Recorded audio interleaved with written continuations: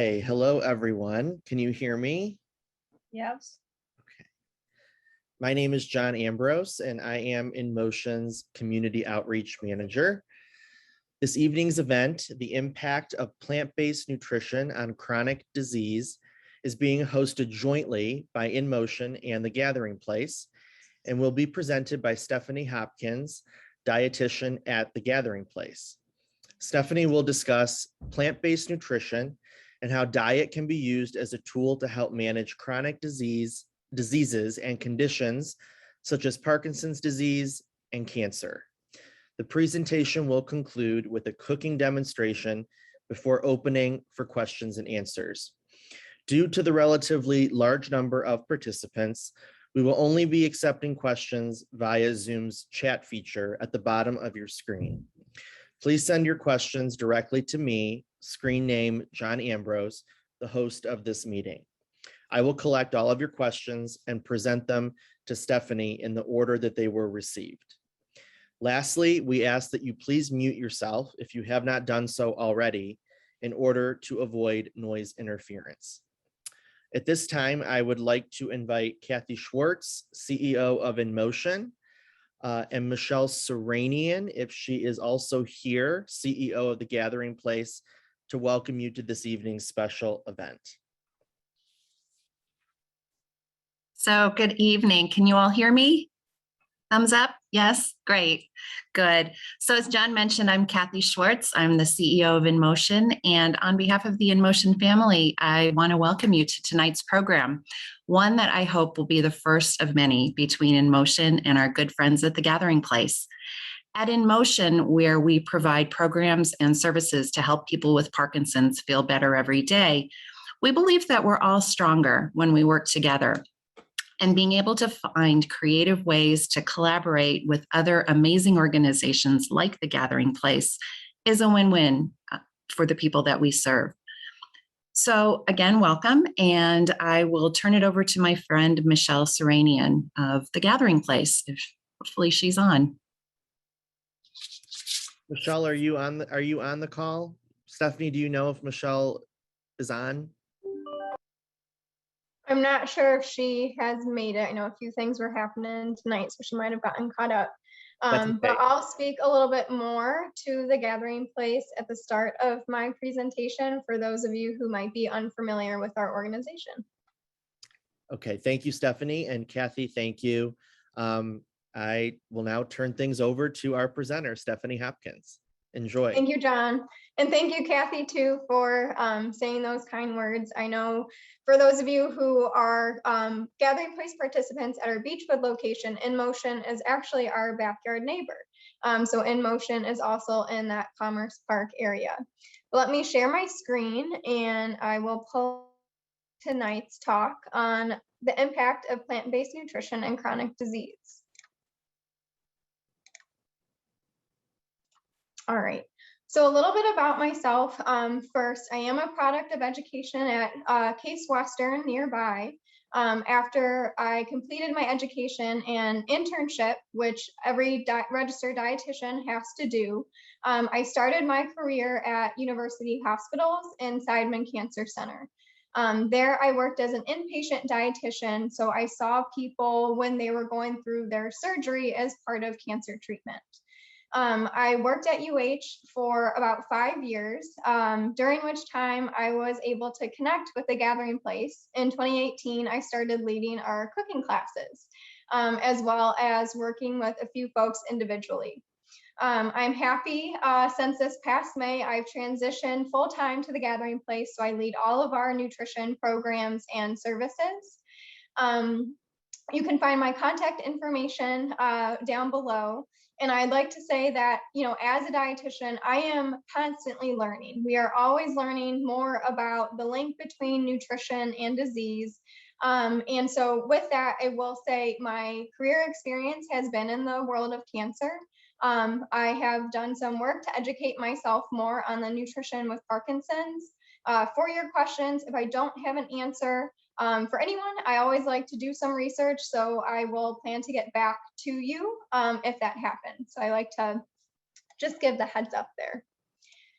So for the Gathering Place, if you haven't heard of our organization, our mission is to help support, educate, and empower individuals currently coping with the impact of cancer.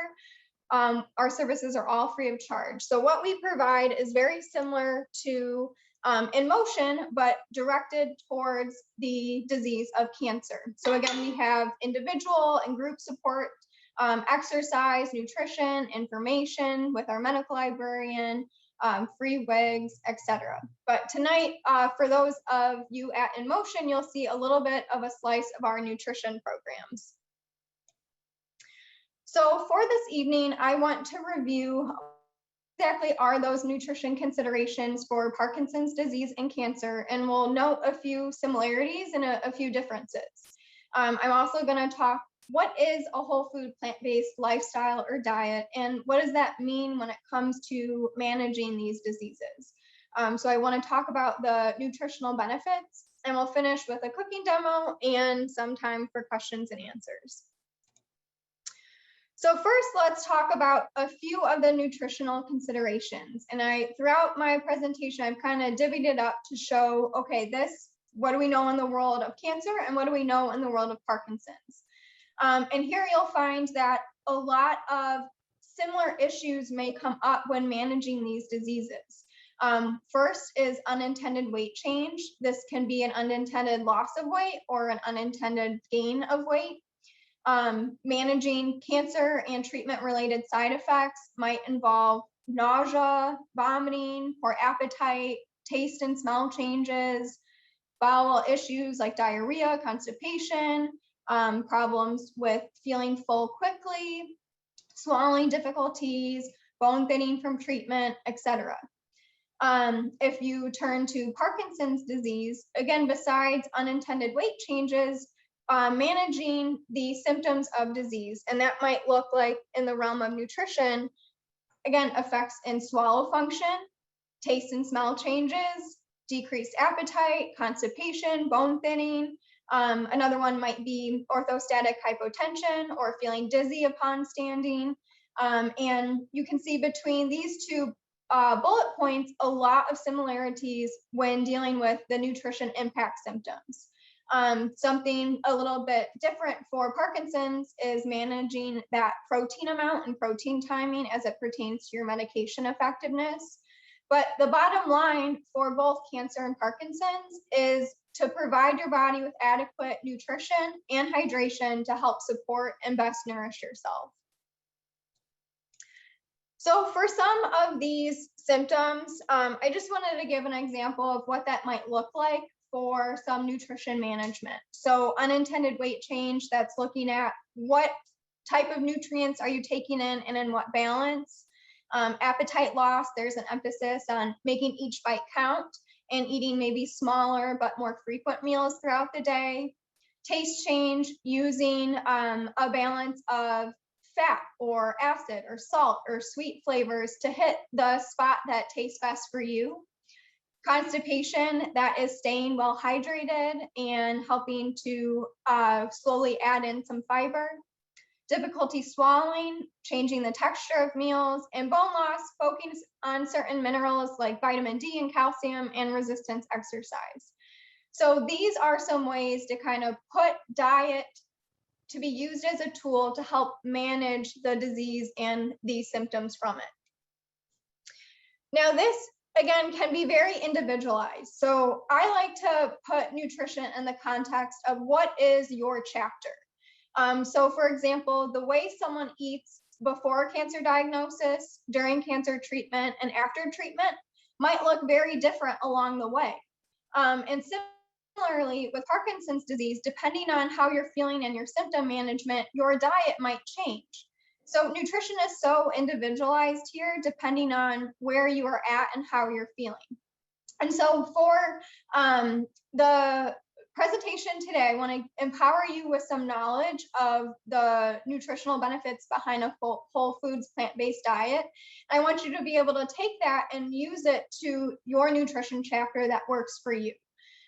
So again, if you have questions about that, please enter those in, or again, you can email me too. So when it comes to nutrition and chronic disease, no one single food or nutrient can cause, cure, or prevent disease.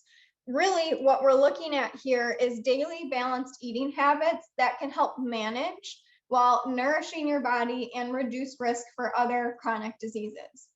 So the bottom line here is really overall eating habits show really great potential to help support you. And I want to take away fear of, having guilt over eating one thing one time. And, is that why you're faced with some issue? No, let's use diet again as a tool and really thinking about it as those day in and day out patterns of what's on your plate. So what is a whole food plant-based diet? Now, if you have been to some of my cooking classes over at the Gathering Place, this is going to be a review since I talk about it a lot. What is it not? So a whole foods plant-based diet or lifestyle is not necessarily a strictly vegan or vegetarian eating pattern. It certainly can be if you choose, but it does not need to be strictly vegan or vegetarian. A whole foods plant-based lifestyle is not shopping only at Whole Foods. Again, if you like that store, by all means, it has some great options, but that doesn't mean that's where your groceries can only come from. It's not a Whole30 diet or any sort of 30-day trial. Again, we're talking about lifestyle habits day in and day out. I also don't like talking about diet in a restrictive way. I never want to think about what you're taking away from your plate, but rather what are you adding in terms of health. It's not necessarily purchasing only organic foods. Again, that's a consumer choice. If you would like to, by all means, go for it. But the bottom line is really including more plants on your plate, period, in any form that is accessible to you. A whole foods plant-based diet is also not an excessive dietary supplement use to replace balanced eating. We know that in terms of supplements, more is not always better. Take, for example, high doses of iron. Not only can that cause constipation, but also it can interact with cinnamon and make the medication less effective. So more is not always better when it comes to dietary supplements. So let's talk a little bit more about what that whole food piece means. Whole foods are minimally processed foods that make up most of the major food groups. So you see here pictures of nuts and seeds, beans, lentils, your meat and poultry, fruits, vegetables.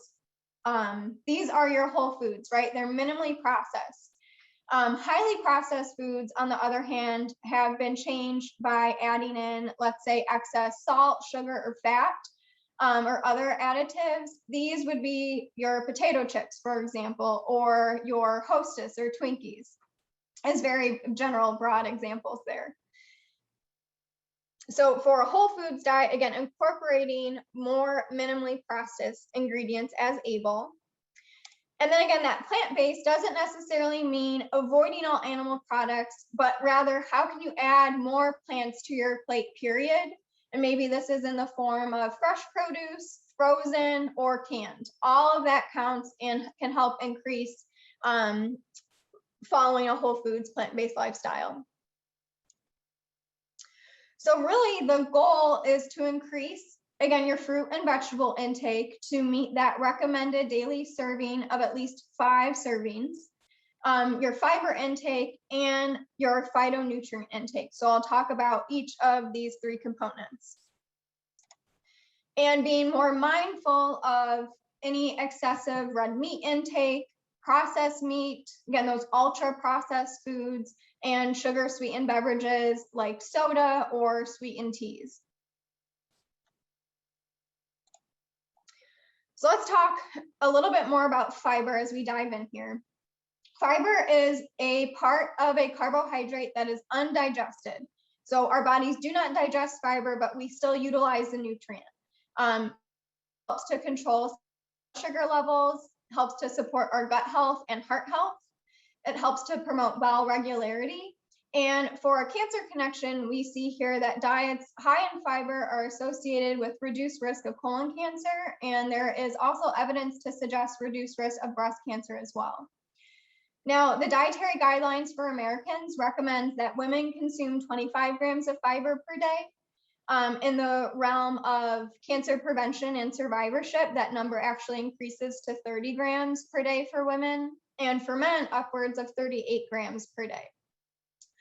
Now, to give it in a little bit of perspective, the average American consumes no more than 12 grams per day of fiber. So really, those plant foods are lacking.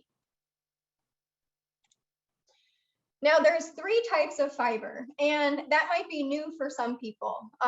Usually when people think of fiber, if they've heard of different categories, they might think soluble fiber and insoluble fiber, but we're actually classifying now 3 different types. Soluble fiber, also known as viscous fiber, is the type of fiber that creates a gel in your digestive tract, and this is where those heart health benefits come into play.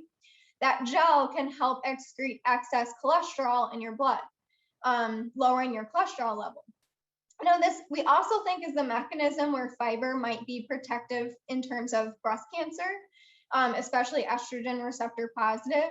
That gel from viscous fiber is also thought to help excrete excess estrogen. Now, when it comes to soluble or viscous fiber, you can find it in plant foods like fruits, like apples, pears, oranges, seeds like hemp seeds and chia seeds, flax seeds, oats, all of your beans and lentils, and veggies like eggplant. Now, next up, we have our insoluble or bulking fiber. This fiber is associated more with our bowel regularity and intestinal health. So insoluble fiber helps to create large, soft stools, and this is actually helpful for both diarrhea and constipation. Now, bulking fiber comes from, again, those beans and lentils, but also comes from food items like whole wheat and whole grain products, most of our vegetables, our berries, avocados, and a lot of our nuts. Now, the third type, and this one might be new, is called fermentable fiber. And this is really an offshoot of that soluble fiber. Fermentable fiber sits in our colon and actually ferments a bit, producing short-chain fatty acids. Short-chain fatty acids can be used as some fuel for probiotics or those good gut bacteria. And also short-chain fatty acids can help protect our colon cells. Now, fermentable fiber is found in, again, we see here beans and lentils.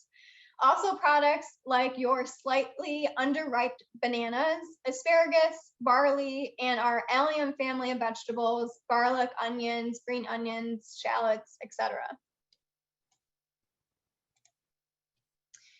Now, again, most Americans consume only 12 grams of fiber per day, which is less than half of even that 30-gram recommendation for women for cancer prevention and survivorship. So how can we add in more fiber? I've listed some ideas here. Maybe for breakfast, that's swapping to a whole grain cereal, adding any nuts or seeds on top of your cereal, oatmeal, yogurt, mixing them into smoothies, eating a piece of fruit in the morning, adding some veggies to scrambled eggs. Maybe for lunch or dinner, again, that's choosing a whole grain, adding in some beans and lentils because we see they have a lot of fiber, and again, including vegetables with meals. Now for snacks, you can increase your fiber intake by, instead of drinking a cup of juice, opting for that whole piece of fruit. Keeping the peel or skin on veggies like potatoes, cucumbers, snacking on dried fruit or nuts, having some cut veggies, maybe with some dip, and then maybe having some popcorn or whole grain crackers around. Now, fiber really plays into kind of where you're at in your nutrition chapter. Certainly, more fiber is not always agreeable if going through cancer treatment and having a lot of gastrointestinal problems or digestive problems, and that's okay. With that, it's all about how are you nourishing your body, what is right for you at that point, and know that fiber might be appropriate later on, depending on, again, what you're going through. And similarly, for people with Parkinson's, if you are dealing with constipation that has become so severe you have an impaction, again, adding more fiber to that fire is not going to be helpful and can cause some discomfort. So first managing or resolving that impaction, or if it's cancer, maybe a bowel obstruction, and then slowly adding in fiber to your diet so you help prevent that impaction from happening again. Now here I've included an image of the nutrition facts panel. You can find fiber under the total carbohydrate amount. I have it here circled. Usually around a fiber amount around 4 grams is a pretty good source. That percentage next to it, 14%. Anything above 10% is a good source of that daily value of nutrition. So we know that this item is a good source of fiber. Now, fiber in terms of cancer nutrition, again, we see more and more that our gut health plays a big role in our immune system function.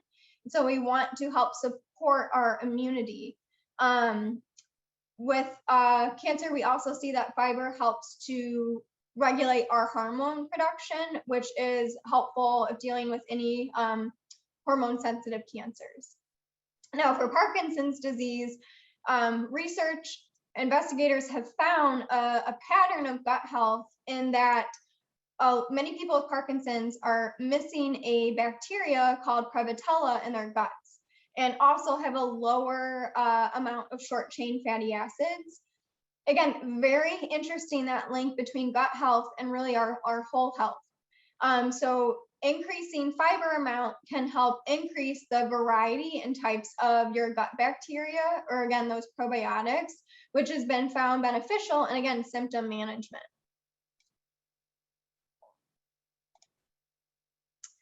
So aside from fiber, that second component to a whole foods plant-based diet is the phytonutrients. And these are nutrients that you consume essentially only from plants. Phyto is plant. And so they are found in, again, all your nuts and seeds, beans, fruits, and veggies. This is where you can think of the phrase eat the rainbow. Phytonutrients are typically associated with different pigments of color. And so eating the rainbow essentially means you're eating a variety of phytonutrient compounds. Now, phytonutrients, why they're so beneficial for us is that they either are antioxidants themselves, or once consumed and absorbed by our body, they have antioxidant and anti-inflammatory properties, or can help stimulate our body's own anti-inflammatory responses. And this can all help protect cells from damage. Examples of phytonutrients include large families of phytonutrients like flavonoids or carotenoids. I'll talk a little bit more about different types here. I found this image. I thought it was helpful to show, again, the different pigments and what different specific phytonutrient compounds might be in those pigments, and what is associated there with the actual fruit or vegetable. So the color red may be lycopene, one of the phytonutrients found in watermelon and tomatoes. Dark red may also be a phytonutrient called anthocyanins, quercetin. Now for our purple pigments, these are phytonutrients such as anthocyanins, again, are kind of deep reds and purples. Resveratrol, think your, again, grapes, we recognize mostly with resveratrol. Phenolics, flavonoids are kind of all those deep reds, purples, and blues. Again, we know that antioxidants help protect our cells from damage, and this goes for the whole body. So again, brain, our eyes, heart health, again, helps to protect everything in working order.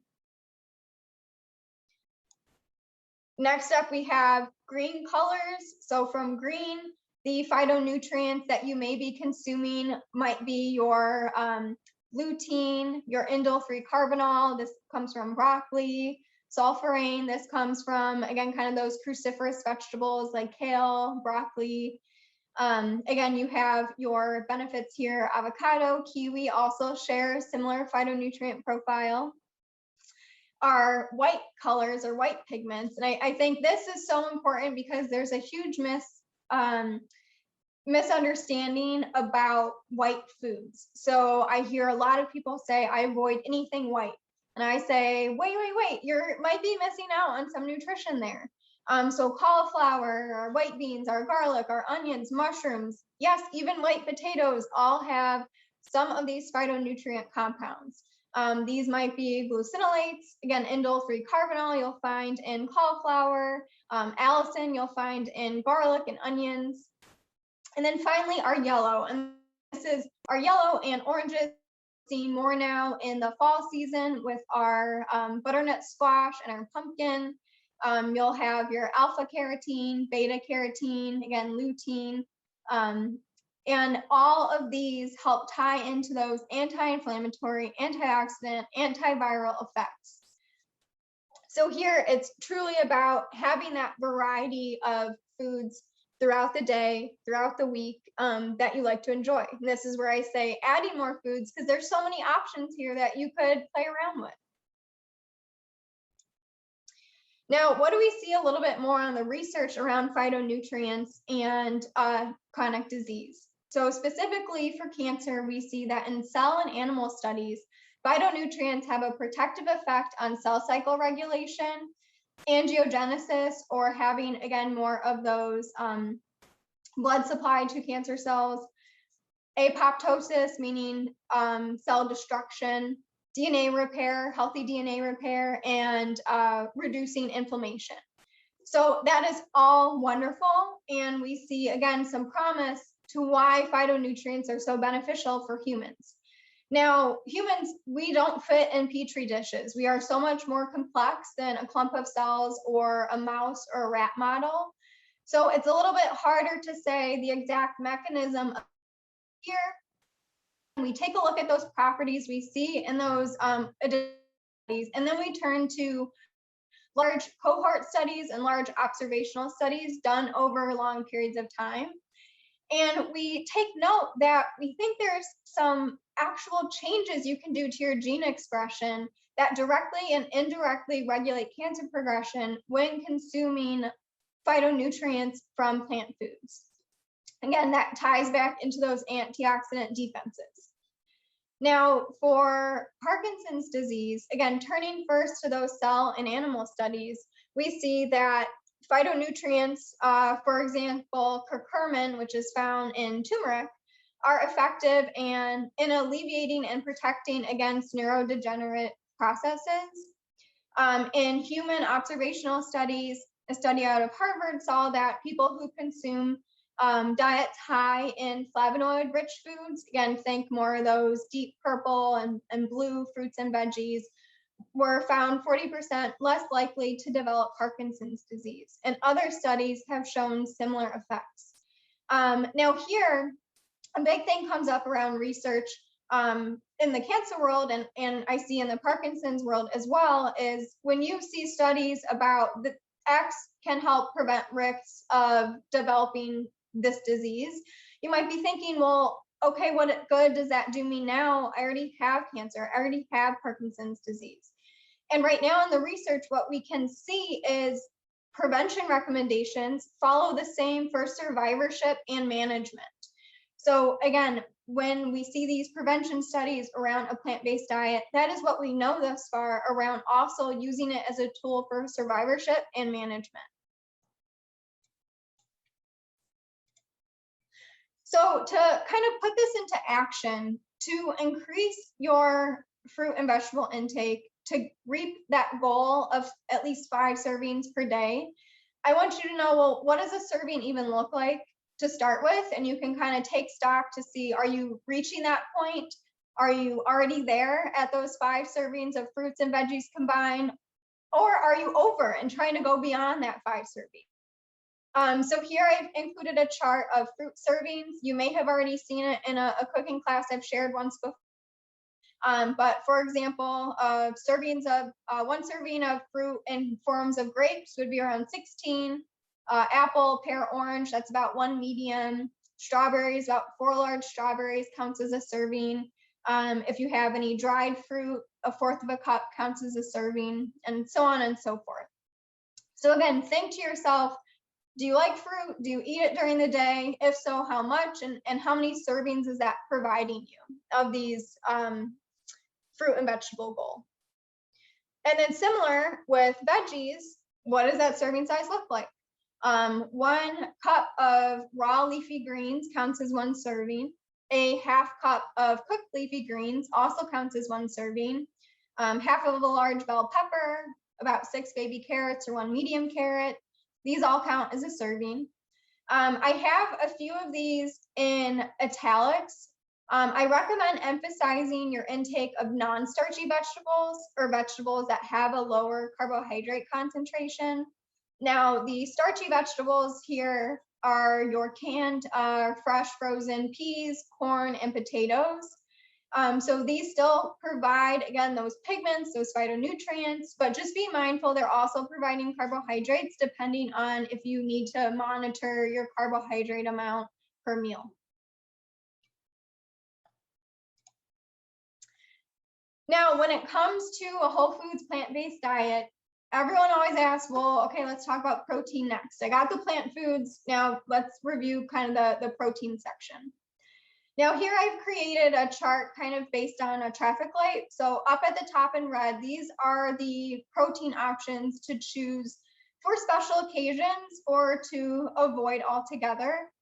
And that would be your processed meat, which is any meat that's salted, cured, smoked, fermented, or having an addition of chemical preservatives. This might be salami, bacon, hot dogs, etc. Red meat, I would recommend choosing more moderately. This might be within a range of 12 to 18 ounces of red meat per week. And that's about 3 to 4 3-ounce servings. So about the size of a deck of cards. Red meat is your beef, pork, and lamb and game meat.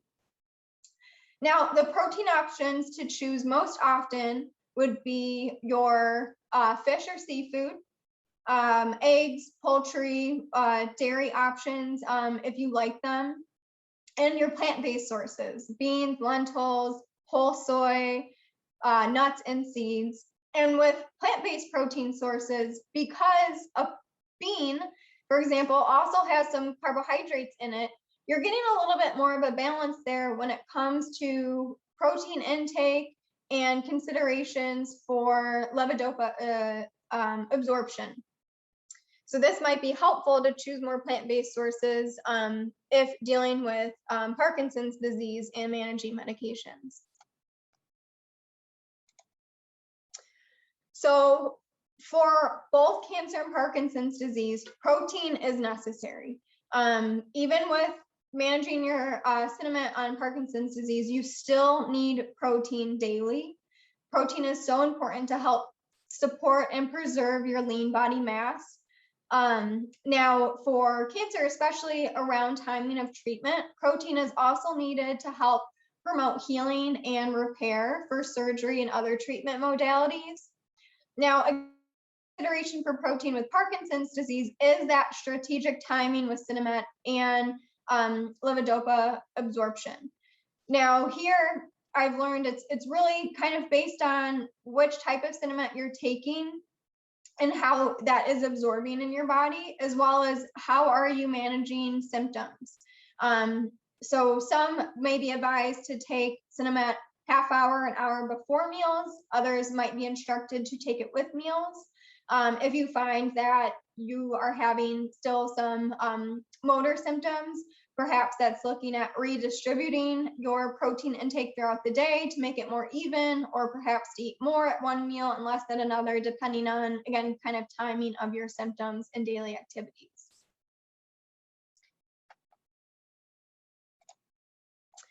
Now, to put together all of that information, I really like turning to the image I have here on the screen. This is the American Institute for Cancer Research New American Plate Model, which kind of shows what a whole foods plant-based diet might look like. Here you see a variety of colors from different veggies. I'll tell you right now, my dinner plate never has this many vegetables on it, and I think that's okay. But certainly more variety is a great goal to reach or look for. So 2/3 of this plate is plant foods. That is from the vegetable medley as well as the whole grain. This is quinoa pictured here. And 1/3 of that plate is the chicken breast sliced. Your plate doesn't have to look like this. I'm going to be making a recipe here tonight that's kind of a one pot dish. So again, it can look all mixed together, but this is a whole foods plant-based diet. Another eating visual for you might be a Mediterranean diet. Now, a Mediterranean diet is a whole foods plant-based diet. It just has a different name, but all those components are the same. They emphasize, again, your whole grains, your veggies, decreasing, again, that processed meat and red meat, and emphasizing, let's say, heart healthy options like salmon and olive oil. So that also we see is helpful. And if you look at the research around nutrition and Parkinson's disease, again, they may say Mediterranean diet, but I want you to know that you can make it how you want to look and still reap all those benefits. Now I'm going to pause for a second to kind of sit in, and we'll be transitioning to our cooking demonstration in a second. So if you have questions, again, get those typed into John so we can address them. But I wanted to leave you with a few resources. So for more information, I really like how the information is presented on the American Institute for Cancer Research website. If you've been at the Gathering Place for Cooking programs, you're probably sick of me talking about them all the time, but I think they have great info on both diet and movement. And then the National Parkinson's Foundation has some great nutrition info as well. And I believe they also have nutrition programs that you can sign up for too, like different webinars. Both of these websites I've linked here. I tried to share this presentation with the folks at the Gathering Place prior to tonight's talk. If I missed you, please email me, I'll send it to you. I've sent this to John so he can distribute as needed if you want the information. These are both clickable links. Both of these have recipes on them. So if, again, you're looking to put this information into practice, you can turn there for some food ideas. Now, I do have a few of my favorite food blogs as well that I wanted to share. Cook for Your Life is designed with people going through cancer treatment in mind. However, I think it's a helpful tool for anyone because you can search the recipes by health consideration or by symptoms. So again, that first slide, we learned that there can be a lot of similar symptoms between the two diseases, so you might find that website helpful. And then for just general plant-based recipes, I really love Oh She Glows and the Love and Lemons website.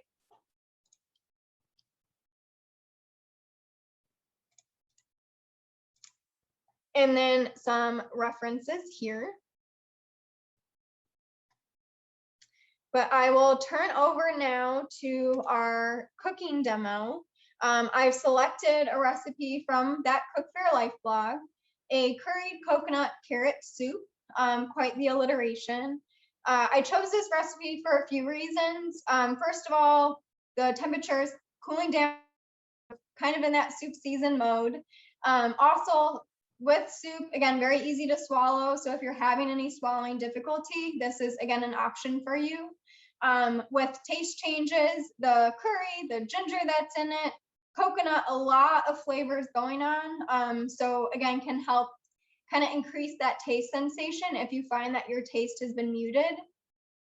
And also this can be easily adaptable, and I'll show you some ways that I changed it to slightly increase the fiber and plant-based protein content. But I'm going to stop my presentation so we can look down to my cutting area. Can you still hear me okay? Okay. Yes, you're good. So first I am going to turn to our garlic. This is part of our aromatics in the soup recipe. Now, garlic, again, has that phytonutrient allicin in it. This is more activated when exposed to air. So I'm going to take my knife and smash my garlic bulb to easily remove the paper. And then I'm going to do a quick mince, and I'm going to set the garlic aside to kind of air out a bit. Now, you might read on the internet, you know, they say for most allicin absorption, leave your garlic out for 40 minutes, 45 minutes before cooking. And I don't know about you, but I do not have the forethought to ever do that. Nor do I think it's necessary to reap the full health benefits of garlic. And again, the taste. What I do is I just try to chop that first, set it aside, and then use when I'm ready in the recipe. I don't stress about it.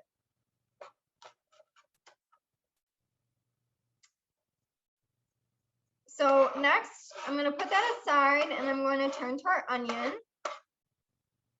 Now for our onion, a way I like to cut it, there's no wrong or right way, but usually I cut off the top and then I'll cut the onion in half. I'll take the paper off, and what I like to do is keep a bowl near me at my cooking station at home so that I can put any veggie discards right there and keep my counters clean, which I find helpful when staying organized. So once I get this outer layer off, you start by cutting vertical chops towards the center of the root.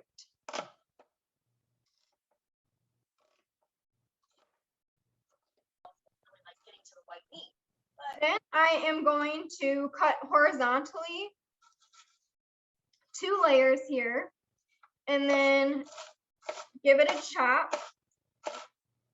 And this helps give nice little diced pieces and also keeps your root intact, so you can just throw that off to the side. Before I chop my other side, I'm going to add a little bit of olive oil into a medium pot here and put that on about medium-high heat. We'll get that heated a bit and then we'll add in the onion. Let's do our other half here. So again, once you get all the paper off, towards the center. Now, knife skills is certainly an important technique to have when adopting a whole foods plant-based lifestyle. And this can be hard, especially if you're dealing with peripheral neuropathy or again, motor function issues with Parkinson's. And so here, it might be helpful to choose more convenient items. So any veggies that have been pre-cut at the store, or maybe frozen veggies or canned veggies. And then in we go. Or turning to your support system and saying, hey, I have a task that will help me and also, give you something. So you want to help me, this is something you can do. So I'm adding in onions here. We're going to keep our garlic off to the side a bit still while our onions cook.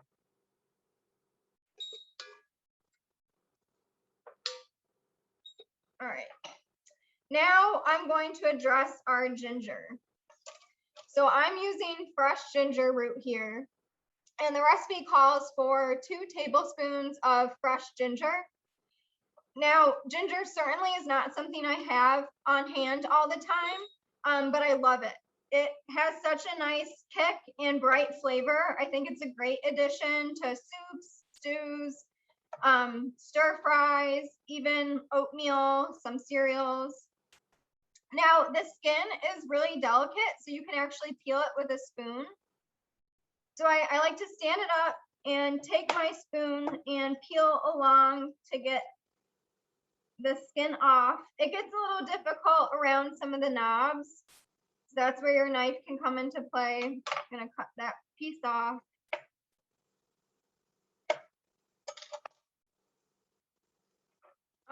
Once you have your ginger peeled, we're going to add that in with the garlic. That last piece there. Now, if you don't have fresh ginger, at home you can also use dried and ground ginger. The conversion for any fresh herbs and spices to dried is a factor of 1 for the fresh and 1/4 of a teaspoon, 1 tablespoon, excuse me, and 1/4 of a teaspoon for the dried. So for example, if you don't have 2 tablespoons of fresh ginger root, you can use a half teaspoon of dried and ground ginger. And then again, you're your own chef in your kitchen. So if you want to kick up the flavor even more, you can add in more. If you're, not convinced about ginger yet, maybe you start with a little less and see how it comes out. So again, I'm just doing a quick chop here. We're gonna stir our onions. And then we're gonna add in the garlic and the ginger that we just chopped up. Now, did you know that some of these holes in cooking boards or cutting boards are really easy just to push all your chopped items in so it doesn't go all over the place? I never always used it like that, but was very convenient when I found out. So I'm stirring this up, and I'm going to include my other tablespoon of ginger and 2 teaspoons of curry powder. You can also use a curry paste if you have that at home. I always like to say, use what you have. If you don't have all the ingredients, I bet you have something that you could use as a substitute, or just leave it out. It doesn't need to stop you from making a recipe if it looks good to you.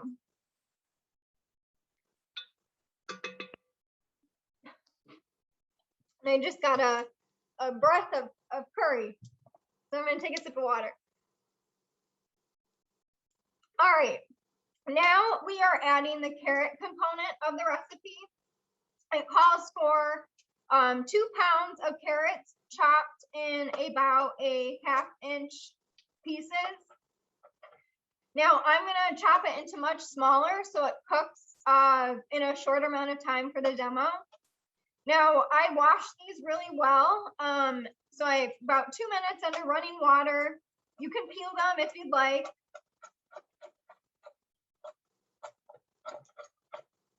So we'll add in some carrots. Now for the 2 pounds, I cut and steamed these ahead of time, again, just for the purpose of the demo to soften them. So these will go in.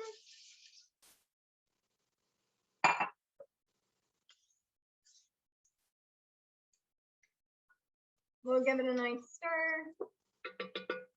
And then, as I mentioned earlier, I adapted the recipe. So I'm going to add in a can of white kidney beans to increase the fiber content slightly, as well as the plant-based protein. So per serving, you'll get about 12 grams of protein and about 14 grams of fiber with the beans added.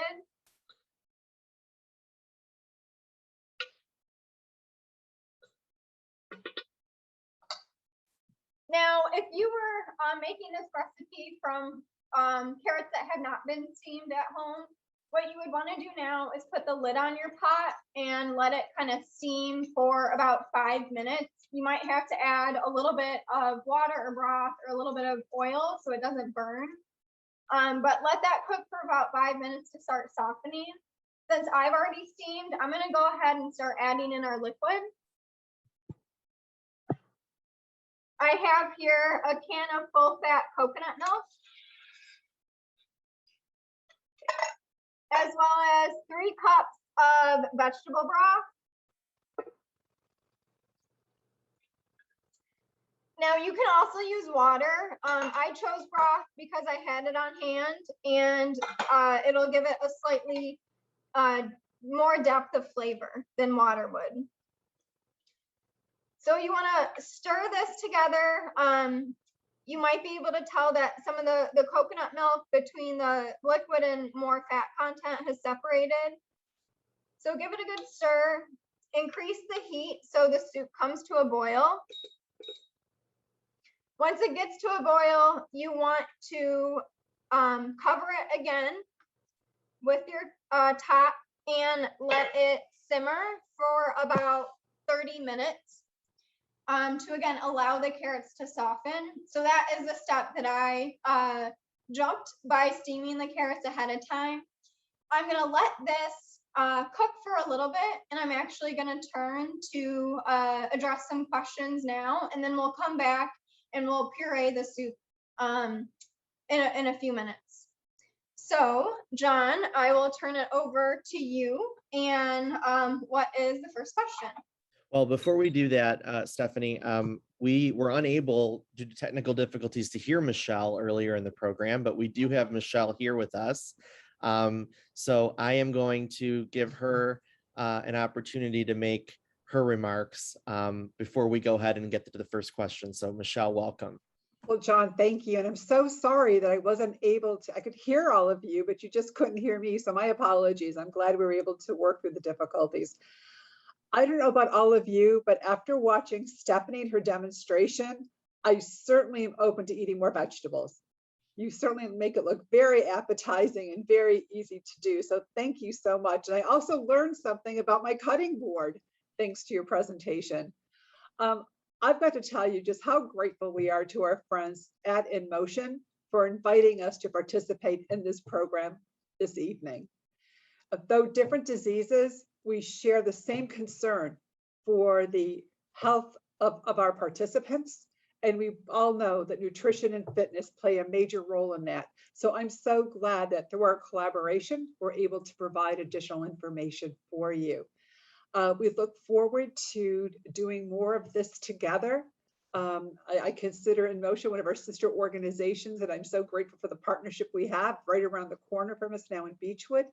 So thank you so much for being here this evening. Know that the Gathering Place is here to help anyone who is on their cancer journey, and all of our services, just as it at InMotion, are free of charge. So please reach out should you need services. Well, I'm going to turn it back over to Stephanie now and say good evening to the rest of you. Enjoy. And that soup certainly looks really good. So thank you. Thank you very much, John and Kathy, for inviting us this evening. Thank you, Michelle. Thank you very much.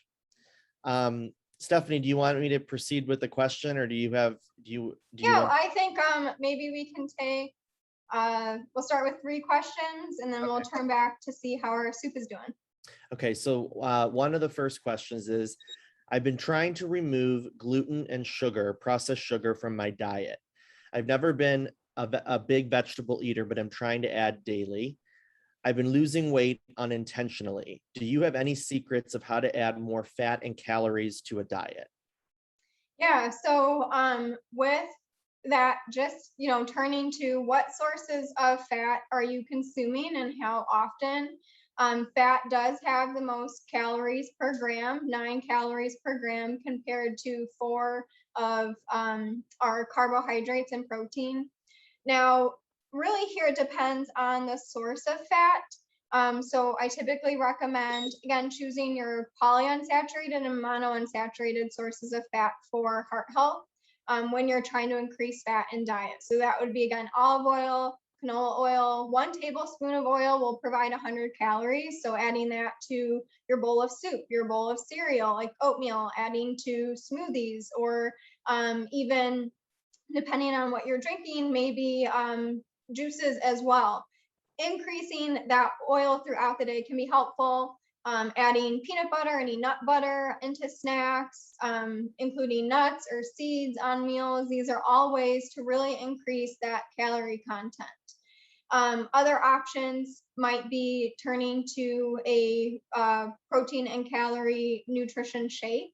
If you're not a huge smoothie fan, something ready-made.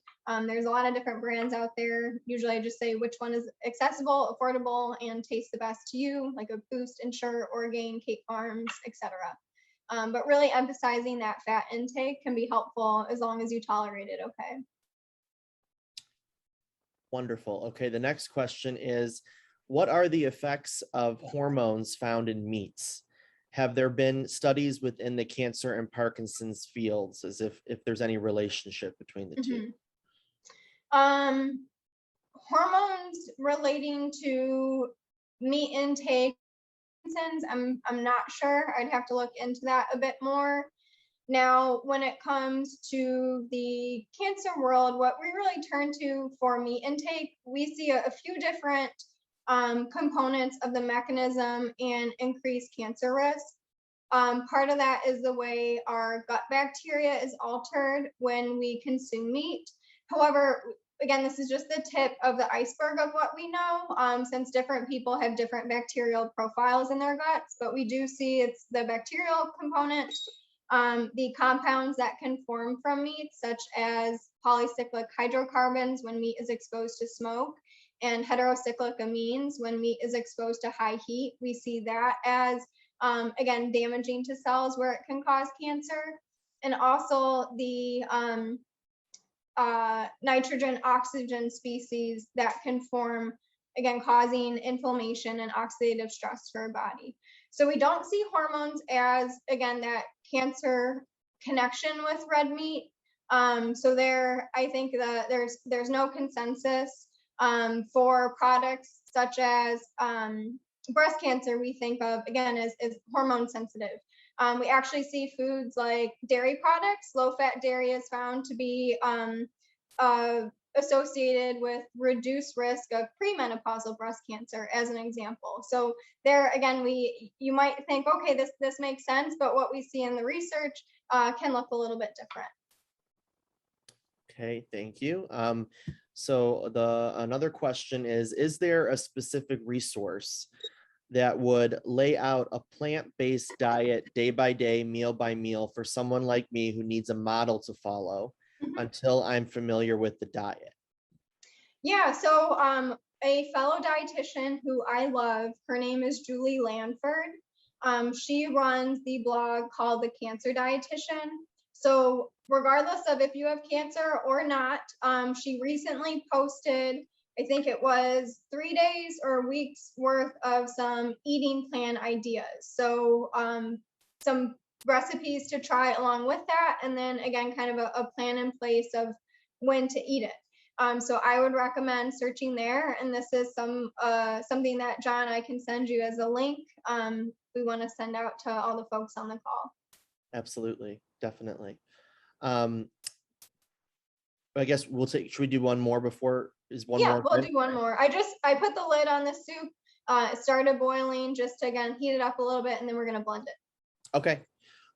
So the next question is, I have been following a plant-based diet for 14 years and I find eating out difficult.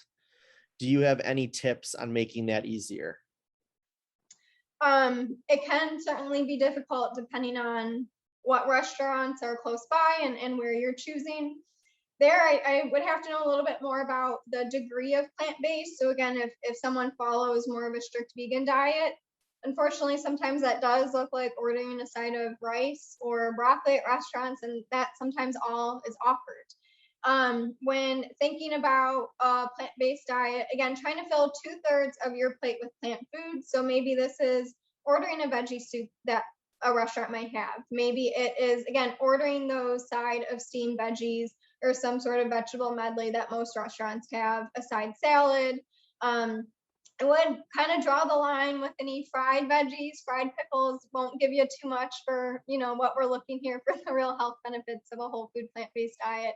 But see what they have, and also ask. Asking the server, asking the kitchen, these are some challenges for what I'm looking to eat. Is there any way you can help me or modify certain dishes? I find that more often than not, the kitchen is very willing to do so and accommodate. Wonderful. Okay, this is specifically about this the recipe. Okay, let's go there. Yep.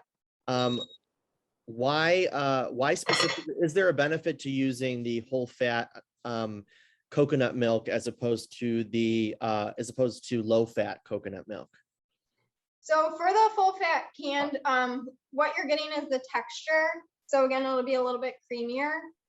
And again, will help provide that source of energy from calories. So if you are, again, losing weight unintentionally, you want to be mindful of making sure you are choosing nutrient-dense foods.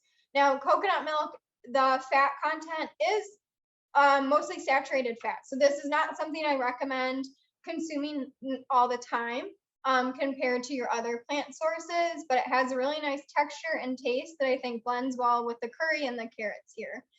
You could certainly try it with any, let's say any plant milk, that is low fat. Just the texture will be a bit thinner, but I'd say try it out if that's what you have at home. Okay. So we'll turn now. The soup was boiling. I had my top on. What I'm going to do is kickstart our immersion blender to blend the soup, into a smooth consistency. Now, the smooth consistency, again, I think it's not a necessary step. So if you're not having any swallowing difficulties, this isn't something that you have to do, or if you want some texture into your soup, again, keep it as is. You could even cut down on the broth or maybe add in some grains. I'm going to use an immersion blender. If you don't have one, you can use a food processor or blender also to make it smooth, by pouring the soup into batches, let's say in the basin of your blender, blending it and then adding it back in. Or again, you don't have to blend it all. So we'll give this a try, see how it turns out. I'm going to try not to spill this everywhere.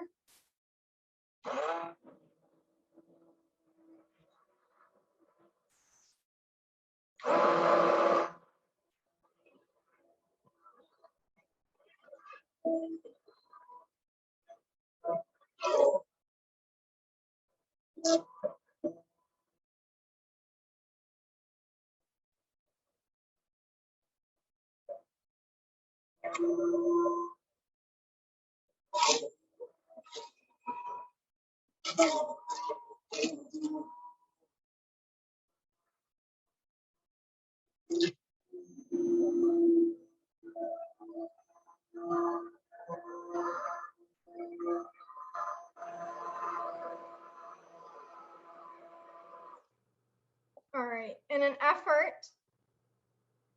to not have you watch me blending for 5 more minutes, I'm gonna stop it there. I did get a little splatters, but not too bad. So I think all in all, a good attempt there. Now for the soup, you'll notice as you blend it, the color will get a bit more richer.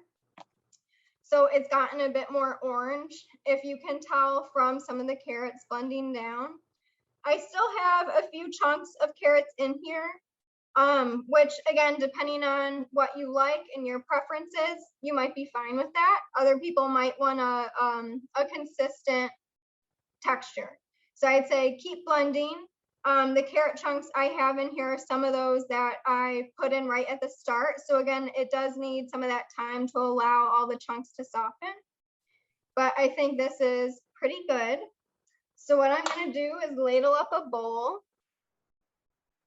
so we can see a bit more close up.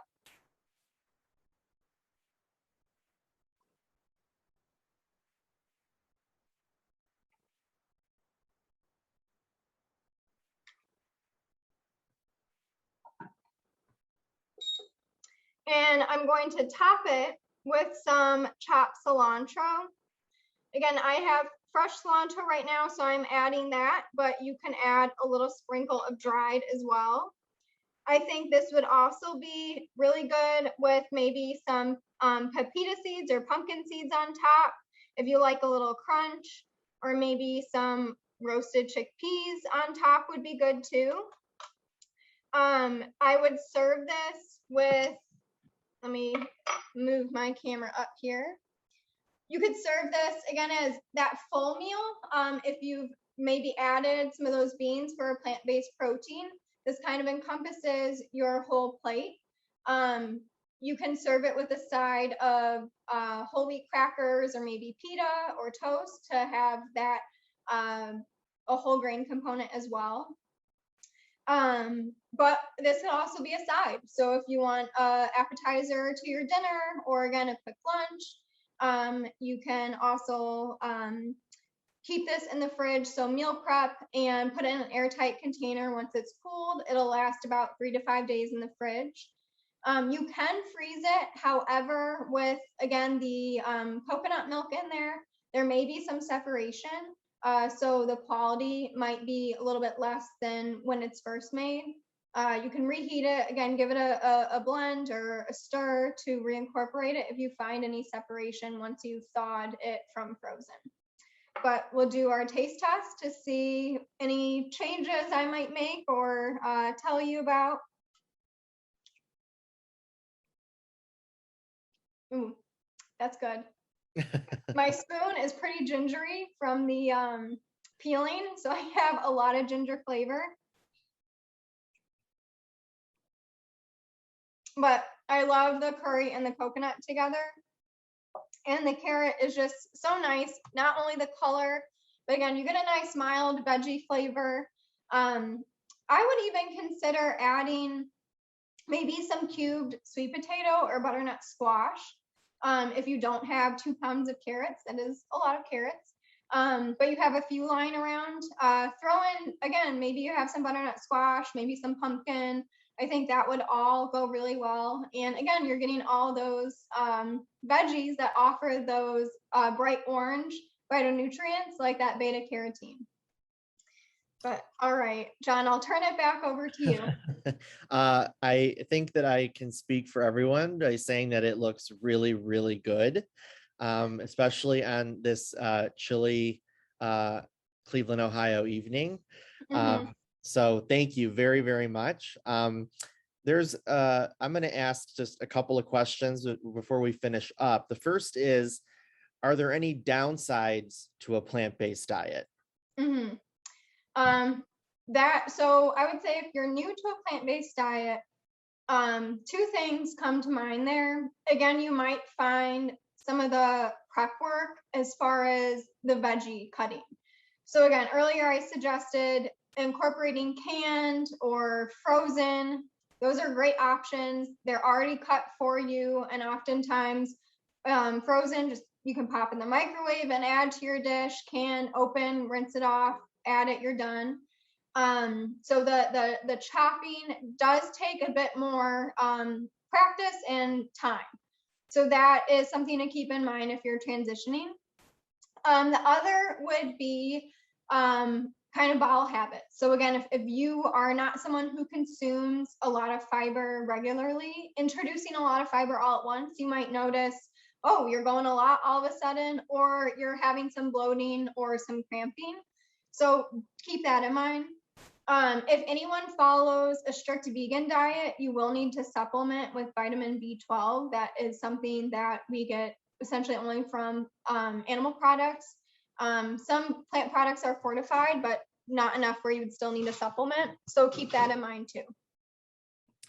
Okay, and this will be the final question for you, Stephanie. Sorry, I just muted you. What was that? Oh, this will be the final question for you. Should one purchase all organic fruits and vegetables? That's a good question. And that comes up a lot with, nutrition around cancer and with Parkinson's as well. And what we see with organic, where people think of is the phytonutrient content as well as concerns around pesticides. So I will say there has been some research to suggest that organic fruits and vegetables have a slightly higher phytonutrient content, which is great. Again, those are the compounds we want. However, that does not negate that there's phytonutrients in conventionally grown produce too. So there, again, any form of plant foods will provide you those phytonutrients. Now, in terms of pesticide, when it comes to organic, I want people to understand that organic fruits and vegetables can still be exposed to both synthetic and natural chemicals, including pesticides, but those that have been approved for organic farming. So there, it's really a consumer choice. The EPA does review levels. A website I like to go to turn is safefruitsandveggies.com, which will show you exactly how much of a conventionally grown fruit or vegetable you would need to eat to be at any risk for some pesticide intake, because it's really the dose that matters. It's the dose that makes the poison for anything. So I want you to feel safe in choosing organic or conventional, depending on your own consumer choice. Wonderful. Stephanie, thank you very, very much. And as Stephanie said, we will be sharing this talk. Thanks to Stephanie, this talk has been recorded.